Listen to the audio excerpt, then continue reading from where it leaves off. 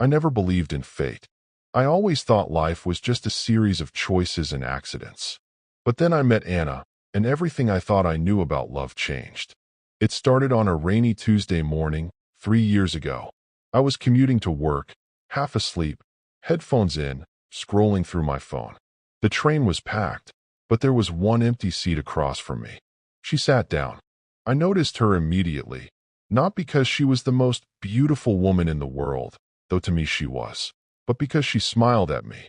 A small, tired smile, the kind you give a stranger just to acknowledge their existence. But it hit me harder than it should have. We exchanged glances a few times, and I swear the world outside the train stopped existing. At the next station, the train jolted, and she dropped her book. I picked it up for her. That's how it started. Her name was Anna. She was studying architecture. I was working in IT, bored out of my mind, feeling like my life was on autopilot. We started talking every morning on that train. Slowly, those rides became the best part of my day. Weeks turned into months. I found myself waking up earlier just to catch the same train as her. Sometimes we talked about silly things, movies, coffee, how awful the weather was. Other times we talked about dreams, fears, family. She told me she always wanted to design a library that felt like a second home for kids who had none. I told her I always wanted to write a book, but never had the courage. One morning, the train stopped in the middle of nowhere because of technical issues. We sat there for almost an hour, and in that hour, I realized I was falling in love with her. Eventually, I asked her out. She laughed and said, "Finally." Our first date wasn't fancy, just pizza and a walk in the park.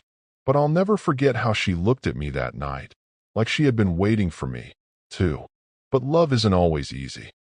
A year into our relationship, Anna got an opportunity to study abroad in Italy. It was her dream, and I couldn't be the reason she gave it up. So we tried long distance. It was hard. We fought. We cried.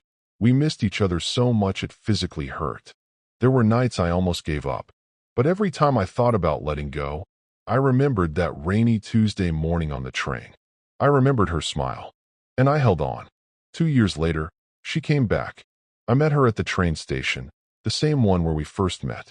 She ran into my arms, crying, and whispered, "I'm home." Last month, I asked her to marry me.